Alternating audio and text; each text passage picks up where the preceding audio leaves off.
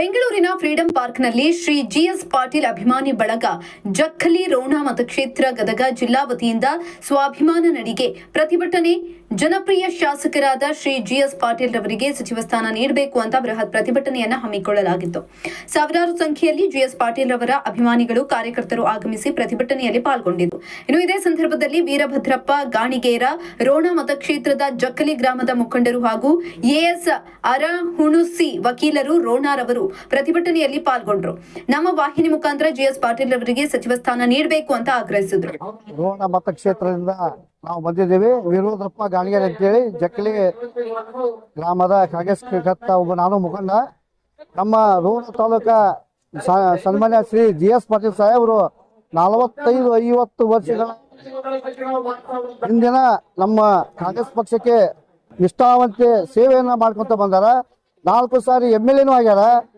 ಈಗ ಮೊನ್ನೆ ನಮ್ಮ ಮುಖ್ಯಮಂತ್ರಿಗಳಾದ DK ಶಿವಕುಮಾರ್ ಸಾಹೇಬರು ಹೇಳಿದಾರ, ನಿಮ್ಮ GS ಪಾಟೀಲ್ ಸಾಹೇಬರು ಹಿರಿಯರು, ಅದು ಅನುಭವಿಗಳು, ಅವರಿಗೆ ಏನಾರ ಮಾಡಿ ಮಂತ್ರಿ ಸ್ಥಾನ ನಾವು ಕೊಟ್ಟೇ ಕೊಡ್ತೀವಿ ಅಂತ ಹೇಳ್ಯಾರ.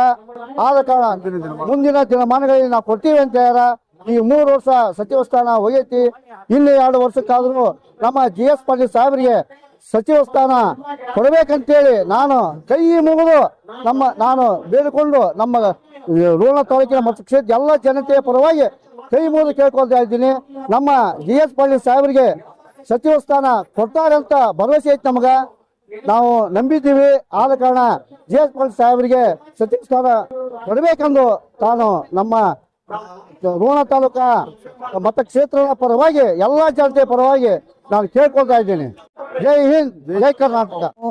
ಗದಗ ಜಿಲ್ಲಾ ರೋಣ ತಾಲೂಕದಿಂದ GS ಪಾಟೀಲ್ ಅಭಿಮಾನಿಗಳ ವತಿಯಿಂದ ನಾವು ಸ್ವಯಂ ಪ್ರೇರಿತವಾಗಿ ಬಂದಂತ ಎಲ್ಲ ಕಾರ್ಯಕರ್ತಗಳಿದ್ದೀವಿ. ನಾನು ಪ್ರಜಾಪ್ರಭುತ್ವದ 4ನೇ ಅಂಗ ಆಗಿರ್ತಕ್ಕಂಥ ಪತ್ರಿಕಾ ಉದ್ಯಮದ ನಿಮ್ಮ ಎಲ್ಲ ಪತ್ರಿಕೋದ್ಯಮದ ಸ್ನೇಹಿತರಲ್ಲಿ ನಾನು ವಿನಂತಿ ಮಾಡ್ಕೊಳ್ತಾ ಇದ್ದೀವಿ. ನಮ್ಮ ಕೂಗು ಏನು ನಾವು ಬೆಂಗಳೂರು ಮಟ್ಟ ತಲುಪಿಸಿದೀವಿ, ಈ ಒಂದು ಕೂಗನ್ನ ನಿಮ್ಮ ವಾಹಿನಿ ಮೂಲಕ ನಮ್ಮ ಕರ್ನಾಟಕ ಘನ ಸರ್ಕಾರಕ್ಕೆ ತಲುಪಿಸುವಂತ ಅತ್ಯಂತ ಗುರುತ್ವದ ಜವಾಬ್ದಾರಿ ಇರ್ತಕ್ಕಂಥ ಎಲ್ಲಾ ಸ್ನೇಹಿತರು, ನಾವು ಯಾಕೆ ನಾವು GS ಪಾಟೀಲ್ರಿಗೆ ಮಂತ್ರಿ ಸ್ಥಾನ ಕೇಳಬೇಕು ಅಂತ ನಾವು ತೀರ್ಮಾನ ಮಾಡಿದೀವಿ ಅಂದ್ರ, GS ಪಾಟೀಲ್ ಸಾಹೇಬರಿಗೆ ಮಂತ್ರಿ ಸ್ಥಾನ ಕೊಡೋದು ಮುಖ್ಯ ಅಲ್ಲ.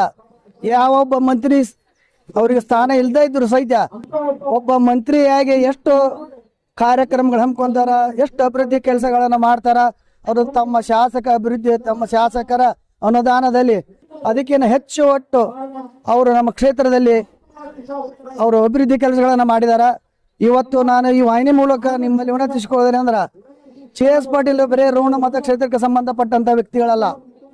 GS ಪಾಟೀಲ್ ವ್ಯಕ್ತಿತ್ವ, ಅವ್ರ ಹೃದಯ ವಾಶಲ್ಯತೆ, ಇವತ್ತು ನಾವೇನಿಲ್ಲಿ ಸೇರಿದೀವಲ್ಲ, ಯಾರಿಗೂ ಒಂದು ಫೋನ್ ಮಾಡಿ ಹೇಳಿಲ್ಲ, ಅವರು ಯಾರು ನಮಗೆ ಬರ್ರಿ ಅಂತ ಹೇಳಿಲ್ಲ. ಕೇವಲ ಒಬ್ಬೊಬ್ರು ನಮ್ಮ ಸ್ನೇಹಿತರಿಗೆ ಬಂದಂತ ವಾಟ್ಸಪ್ ಮೆಸೇಜ್ ನೋಡಿದೀವಿ. ವಾಟ್ಸಪ್ ಮೆಸೇಜ್ ನೋಡ್ಕೊಂಡು ನಮ್ಮ ವಾಹನಗಳನ್ನ ತಗೊಂಡು ನಮ್ಮ ಕೈಲಿ ಎಷ್ಟಾಗತ್ತೆ ಅಷ್ಟು ಜನ ನಾವು ಬಂದಿದ್ದೀವಿ ಇಲ್ಲಿ. ಸನ್ಮಾನ್ಯ ನಮ್ಮ ಘನ ಸರ್ಕಾರದ ಮುಖ್ಯಮಂತ್ರಿ ಆದಂತ DK ಶಿವಕುಮಾರ್ ಸಾಹೇಬರಲ್ಲಿ ನಾನು ಕೇಳ್ಕೊಳ್ತಾ ಇದ್ದೀನಿ, ಸಾಹೇಬ್ರ ತಾವು ಕಳೆದ 3-4 ತಿಂಗಳಲ್ಲಿ 100 ಸಾರಿ ಹೇಳಿದಿರಿ, ನಾನು ಶ್ರಮ ಪಟ್ಟಿದ್ದೀನಿ, ನಾನು ಕೂಲಿ ಮಾಡಿದೀನಿ, ನಾನು ಶ್ರಮಕ್ಕೆ ತಕ್ಕಂದ ಫಲ ಕೊಡ್ರಿ, ಬೆಲೆ ಕೊಡ್ರಿ, ನಾನು ಕೂಲಿ ಕೊಡ್ರಿ ಅಂತ ತಾವೇನ್ ಕೇಳಿದ್ರಲ್ಲ. ಕಳೆದ 45 ವರ್ಷಗಳಿಂದ ಯಾವುದೇ ಒಂದು ಆಶೆ ಆಮಿಷೆ ಇಲ್ಲದ 45 ವರ್ಷದಲ್ಲಿ ನಮ್ಮ ಗದಗ ಜಿಲ್ಲಾದೊಳಗೆ ಕಾಂಗ್ರೆಸ್ ಏನು ಭದ್ರವಾಗಿ ನೆಲೆಯವರೈತಪ್ಪ ಅಂತಂದ್ರೆ ಅದು GS ಪಾಟೀಲ್ ಶ್ರಮ, GS ಪಾಟೀಲ್ ಶಕ್ತಿ. ಅವರು ಕಳೆದ ಒಂದು 5-6 ವರ್ಷದ ನಮ್ಮ ಗದಗ ಜಿಲ್ಲಾ ಪ್ರೆಸಿಡೆಂಟ್ ಆಗಿ ಇವತ್ತು ಗದಗ ಜಿಲ್ಲಾದಲ್ಲಿ ಅತ್ಯುನ್ನತ ನಮ್ಮ ಕಾಂಗ್ರೆಸ್ ಪಕ್ಷ ನಮ್ಮ ವಿಜೃಂಭಣೆಯಿಂದ ಯಶಸ್ವಿಯಾಗಿ ಐತಪ್ಪ ಅಂತಂದ್ರ ಅದು GS ಪಾಟೀಲ್ರಿಂದ ಮಾತ್ರ. ಹಾಗಾಗಿ GS ಪಾಟೀಲ್ರಿಗೆ ಬರೇ ನಾವು 4 ಸಲ MLA ಆಗಿದಾರ, ಅವ್ರು ಒಳ್ಳೆಯವ್ರದಾರ ಅಂತ ನಾವು ಕೇಳ್ತಾ ಇಲ್ಲ. ಅವ್ರಿಗೆ ಅರ್ಹತೆ ಐತಿ, ಅರ್ಹತೆ ಇದ್ದವರಿಗೆ ನೀವು ಮಂತ್ರಿ ಸ್ಥಾನ ಕೊಡ್ರಿ. ಯಾವ್ದಾದ್ರು ದುಡ್ದವ್ರಿಗೆ ಬೇರೆದವ್ರಿಗೆ ನಾವು ದುಡಿಯೋರು ನಾವು ಆಗ್ತೀವಿ, ಬೇರೆದವ್ರಿಗೆ ಮಂತ್ರಿ ಸ್ಥಾನ ಕೊಡೋಕೆ ಹೋಗ್ಬಿಡ್ರಿ.